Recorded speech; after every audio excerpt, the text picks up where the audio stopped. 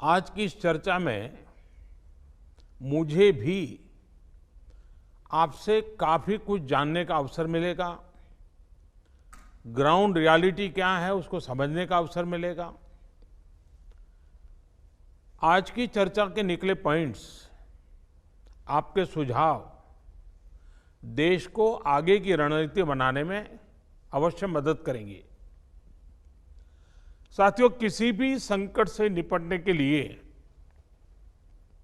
Timing का बहुत महत्व होता है। सही समय पर लिए गए फैसलों ने देश में कोरोना संक्रमण को नियंत्रित करने में बहुत मदद की है। भविष्य में जब कभी भारत की कोरोना के खिलाफ लड़ाई का अध्ययन होगा तो ये दौर इसलिए भी याद किया जाएगा कि कैसे इस दौरान हमने साथ मिलकर के काम किया, कोऑपरेटिव फेडरलिज्म का सर्वोत्तम उदाहरण प्रस्तुत किया। साथियों, जब कोरोना दुनिया के अनेक देशों में चर्चा का विषय भी नहीं बना था, तब भारत ने इससे निपटने के लिए तैयारियां शुरू कर दी थी, फैसले लेने शुरू कर दिए थे। हमने एक एक भारतीय की जिंदगी को बचाने के लिए दिन रात मेहनत की है। बीते हफ्तों में हजारों की संख्या में हमारे भारतीय भाई बहन विदेश से अपने वतन वापस लौटे हैं। बीते हफ्तों में लाखों की संख्या में प्रवासी श्रमिक अपने अपने गांव पहुंचे हैं। रेल, रोड, एयर, सी सारे मार्ग करीब करीब अब खुल चुके हैं।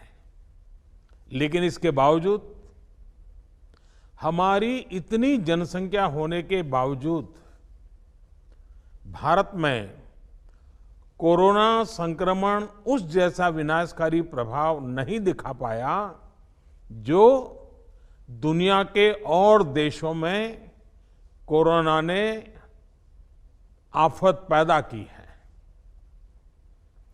दुनिया के बड़े बड़े एक्सपर्ट्स, हेल्थ के जानकार, लॉकडाउन और भारत के लोगों द्वारा दिखाए गए अनुशासन की आज भारी चर्चा हो रही है। आज भारत में रिकवरी रेट 50% से ऊपर चला गया है। आज भारत दुनिया के उन देशों में अग्रणी है जहां कोरोना संक्रमित मरीजों का जीवन बच रहा है। कोरोना से किसी की भी मृत्यु दुखद है। हमारे लिए किसी एक भारतीय की भी मृत्यु असहज करने देने वाली है। लेकिन ये भी सच है कि आज भारत दुनिया के उन देशों में है जहां कोरोना की वजह से सबसे कम मृत्यु हो रही है। अब अनेक राज्यों के अनुभव आज आत्मविश्वास जगाते हैं कि भारत कोरोना के इस संकट में अपने नुकसान को सीमित करते हुए आगे बढ़ सकता है, अपनी अर्थव्यवस्था को तेजी से संभाल सकता है। साथियों, बीते 2 हफ्ते के अनलॉक 1 ने हमें एक बड़ा सबक ये भी दिया है कि अगर हम नियमों का पालन करते रहें, सारे दिशा निर्देशों को मानते रहे, तो कोरोना संकट से भारत को कम से कम नुकसान होगा। इसलिए मास्क या फेस कवर उस पर बहुत ज्यादा जोर देना अनिवार्य है, आवश्यक है। बिना मास्क या फेस कवर के घर से बाहर निकलने की अभी कल्पना करना भी सही नहीं है। ये जितना खुद उस व्यक्ति के लिए खतरनाक है, उतना ही उसके आसपास के लोगों के लिए भी।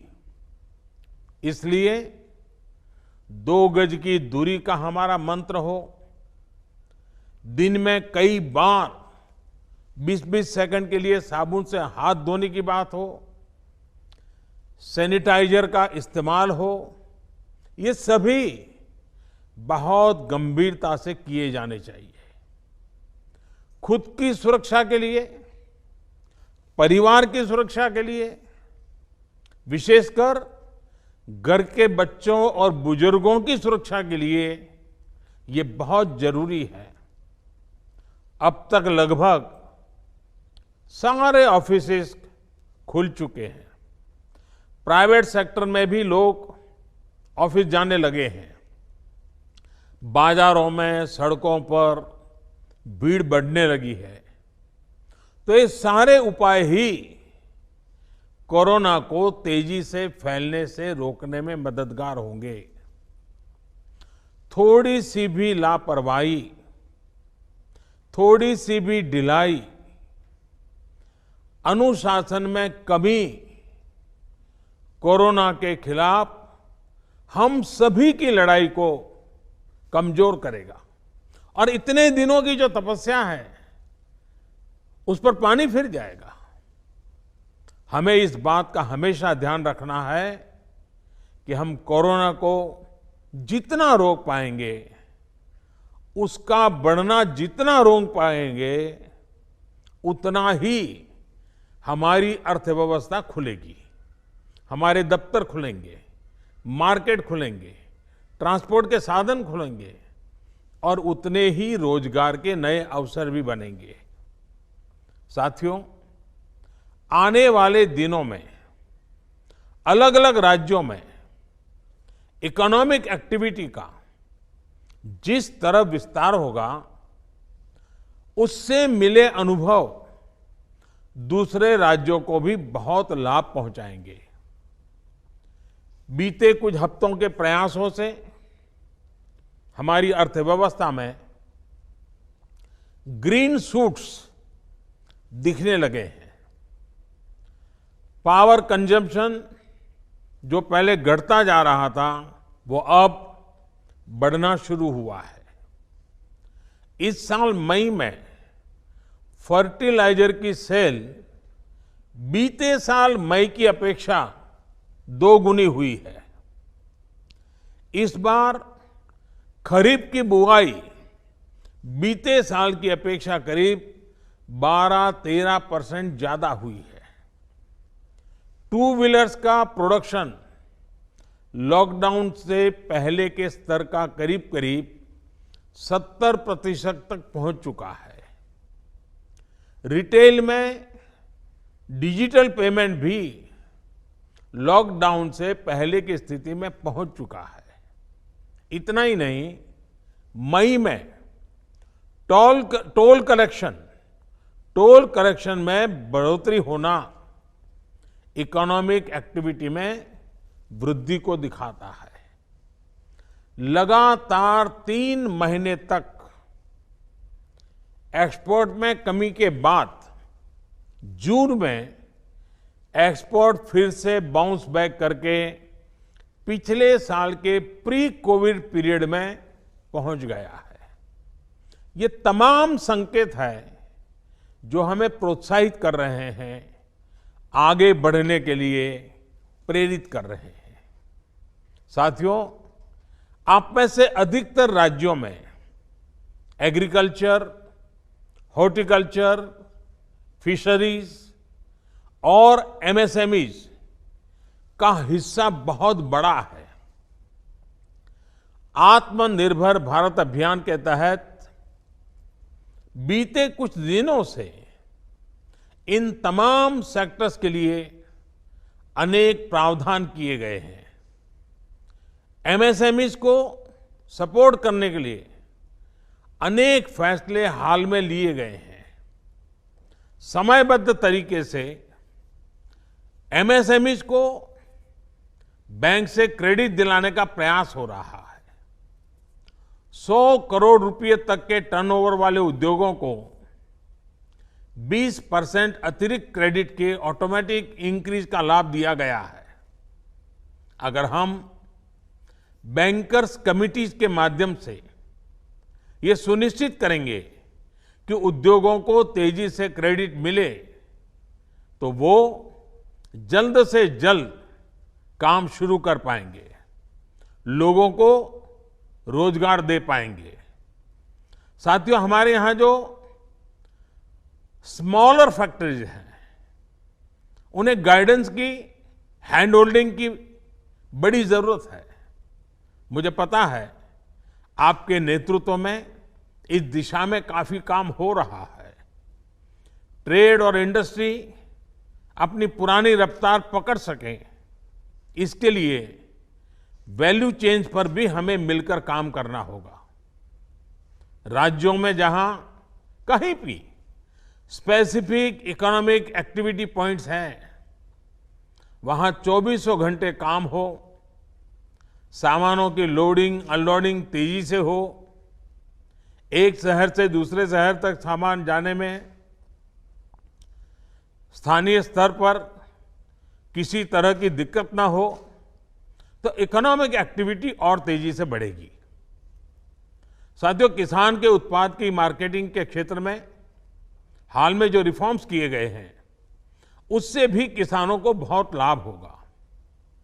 इससे किसानों को अपनी उपज बेचने के लिए नए विकल्प उपलब्ध होंगे, उनकी आय बढ़ेगी और खराब मौसम के कारण, स्टोरेज के अभाव के कारण उनको जो नुकसान होता था उसे भी हम कम कर पाएंगे।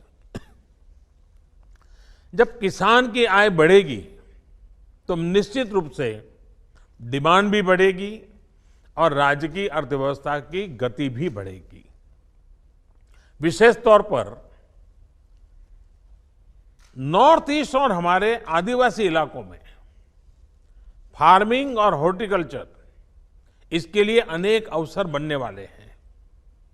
ऑर्गेनिक प्रोडक्ट्स हो, बाम्बू प्रोडक्ट्स हो, दूसरे ट्राइबल प्रोडक्ट्स हो, उनके लिए नए मार्केट का द्वार खुलने वाला है। लोकल प्रोडक्ट के लिए जिस क्लस्टर बेस्ड रणनीति की घोषणा की गई है, उसका भी लाभ हर राज्य को होगा।